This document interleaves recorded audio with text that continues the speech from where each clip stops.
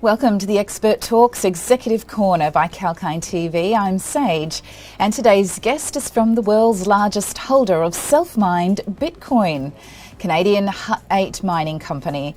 And the guest today is Ms Sue Ennis, Vice President at for Corporate Development and Head of Investor Relations at Hut 8. And with the market capitalisation of Bitcoin now being close to 1.18 trillion, which is larger than Facebook's market capitalisation, do we have an interesting show for you. So please keep watching till the end. And we bring you the industry leaders, business owners, all under the one roof to help you discover the insights of the stock markets. And live today we have Ms Sue Ennis, Vice President of Corporate Development and Head of Investor Relations. Welcome to the show, Sue. Hi, thank you so much for having me. It's an absolute pleasure to be here today speaking with you guys. Well, it's great to meet you, and thank you for making time for us amidst your busy schedule. So you are one of North America's largest and most innovative digital asset miners, and you have the computing power to match, according to what's on your website, and that's an amazing position to be in after approximately just 4 years of trading. Also the first Canadian mining company to be listed on the TXS and NASDAQ. So what's the strategy? Right. So we are, as you've said, and so very succinctly, so we're one of the oldest and the largest Bitcoin miners in the industry. And the reason why that matters and why that's something that we really focus on is the fact that we have weathered, obviously, the up times and the wonderful bull market cycles, but we've also weathered the down market and bear market cycles that have come in the past with this asset class. And so accordingly, we take a balance sheet first approach to how we manage our business. And that's effectively what's helped us keep the lights on during hard times and ultimately thrive during bull markets like we're in right now. So we're one of the OG, original hodlers in this space. That means that we've been mining and holding Bitcoin pretty consistently since inception. At the end of 2017, beginning of 2018. And right now, we haven't sold a coin since the beginning of January. So as of our last reported date, we're at about 4,724 Bitcoin on our balance sheet. We're also effectively 3 Bitcoin and blockchain-based businesses in one trade. So we do self-mining, we also have a white label hosting business, and we also have a yield and revenue strategy on top of our held Bitcoin. That's Hut 8 Mining in a nutshell. And we're based out of Alberta, Canada, which is effectively like the Kuwait of North America. So it's incredibly cold, incredibly windy, incredibly dry, which is optimal conditions for mining because the machines do tend to run a little hot. And we recently just stood up actually a third mining site in Northern Ontario in Canada. Again, very cold, very windy. And we're really excited about what the future holds as Bitcoin continues to reach all-time highs. So, yeah. Absolutely, and it's a great time to connect with you at the moment. Not only have Bitcoin and Ethereum both set new all-time highs this month, but Forecast News reported that Hut 8 CEO Jamie Laverton announced the purchase of 12,000 new micro-BT mining rigs, amounting to close to $58.7 million US, which will be arriving at a rate of 1,000 rigs a month starting January. So that's big news just in this week. And there have been some big changes to Bitcoin's hash rate earlier this year due to China's regulations partly. How does Hut 8 navigate the geopolitical factors that impact the crypto sector? Yeah, so we definitely, the geopolitical climate is certainly something we think about, when we're deciding where are we going to grow next, what's our next move in terms of setting up operations and where we're building partnerships.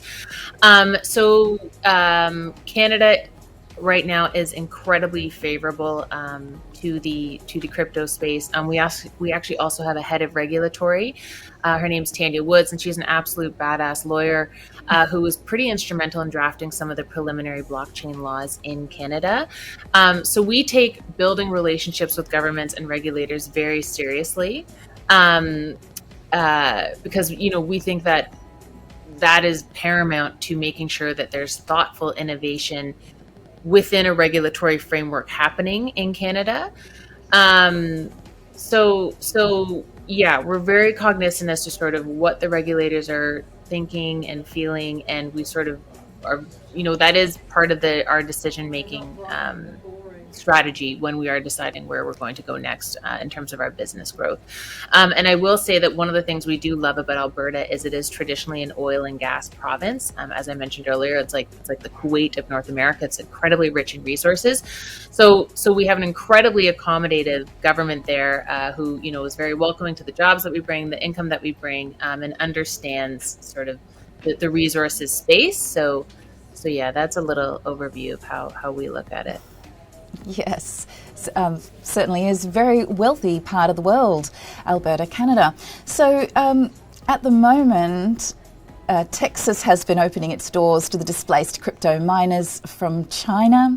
And is it the cost of electricity in Texas that's making mining there more attractive? How does power consumption impact the miners' earnings, please?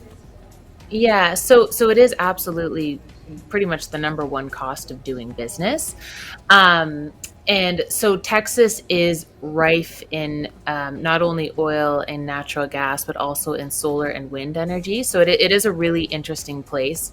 And it makes a lot of sense why people would be setting up shop there. Ted Cruz, I believe, who is the governor of Texas, is also incredibly pro crypto and pro innovation in Texas, which is wonderful. That's what we want and what we need in this industry in order to ensure that we can thrive and survive and continue to innovate and prosper. So I really think, it is a combination of the wind and the solar power there, and also just the way that their energy markets are made up. What we love, though, about where we are in Alberta and Ontario is that we do have a mix of a little bit of solar and wind, but also natural gas. And our third site is actually behind the fence. So we negotiated a rate of less than 3 cents Canadian all inclusive. And that's one of the lowest rates in the Western Hemisphere. And it's behind the fence, which is, again, having control over the number one input of doing business, AKA being able to do business, and in the case of mining, have competitive power at your disposal is incredibly important. So we're pretty excited, and the timing for our third site going up at this price point, it's an extra 100 megawatts at less than 3 cents Canadian per kilowatt hour is a very big deal and very instrumental in terms of us being able to mine at the lowest cost possible, and then obviously hodl and maintain substantial profit margins. Well, it's great to hear that the crypto industry is being able to integrate with the regulators, with the government. I mean, it sounds like renewable resources to power your energy is extremely important to your company, Hut 8.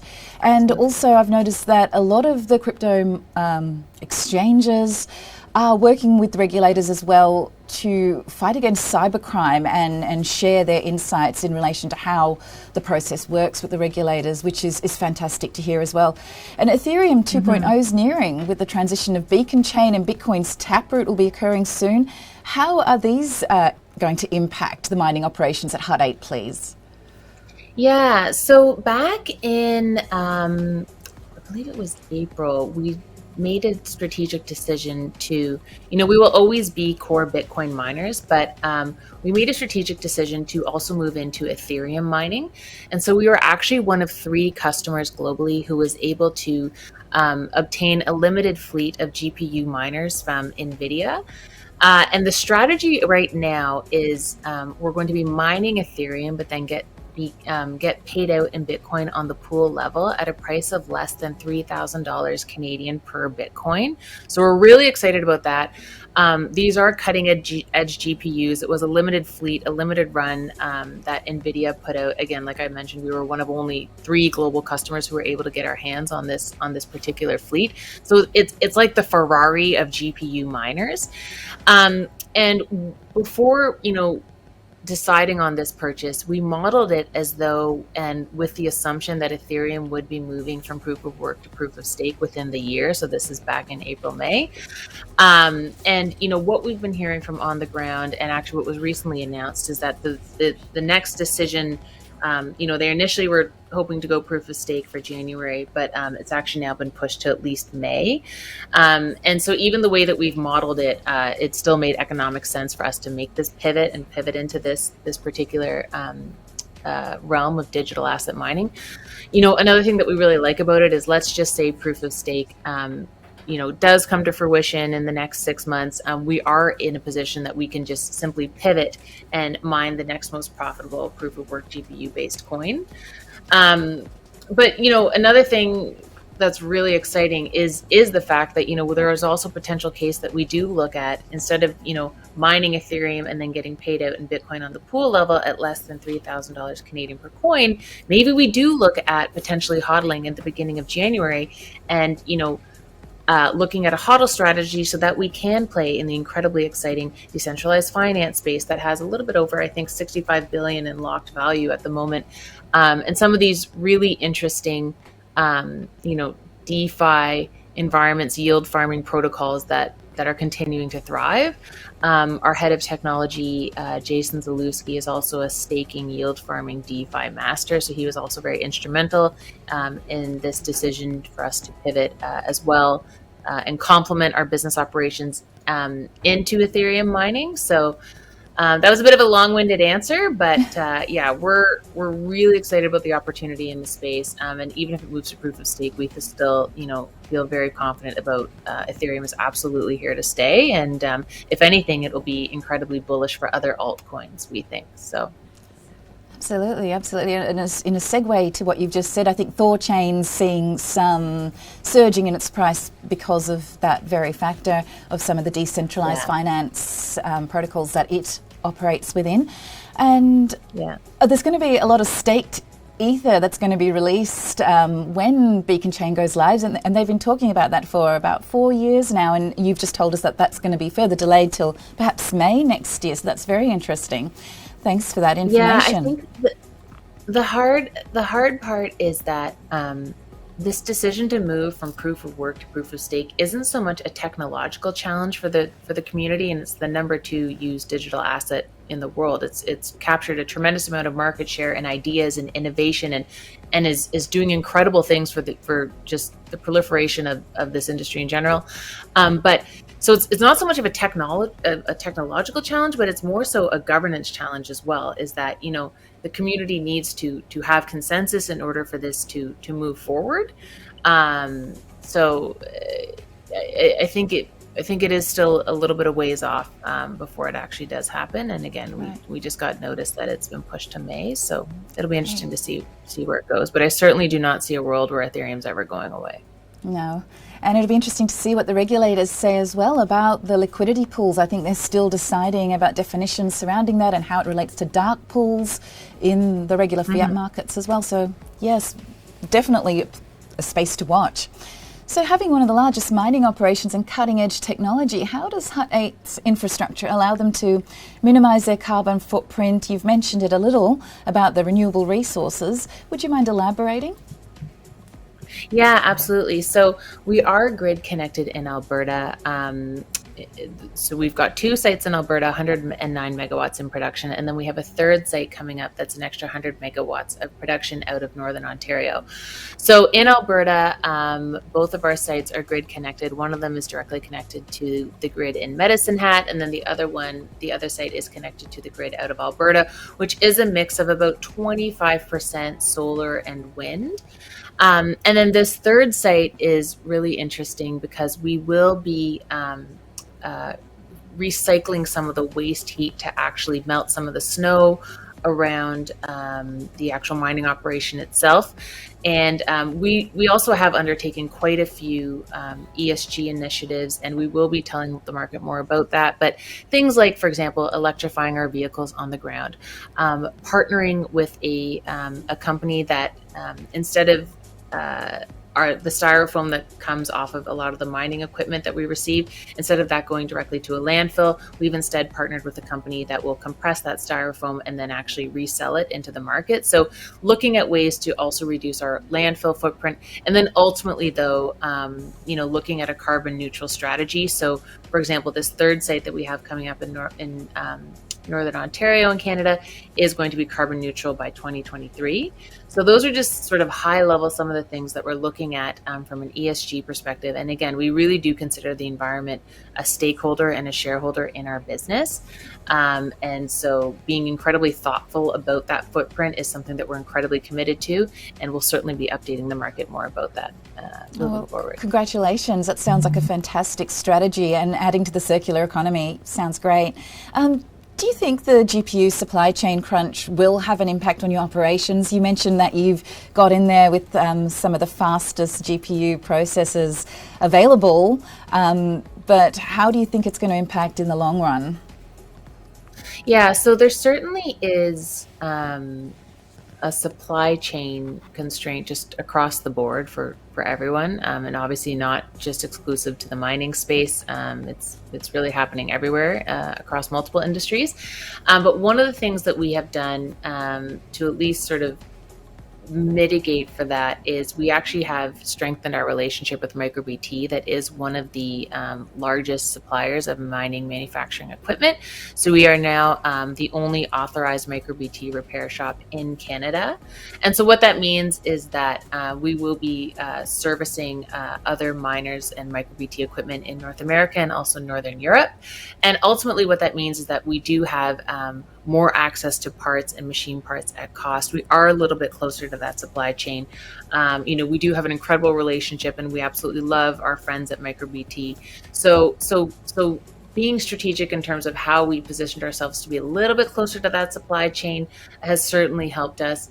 And just in general, being incredibly creative and looking at how many different ways can we possibly diversify this business and earn as much multiple different avenues of ancillary revenue so that we can continue to be core Bitcoin miners has also been a priority for us as well. And we do think the future is bright and that the supply chain situations will resolve. It does take a little bit of creative sort of planning though at the moment.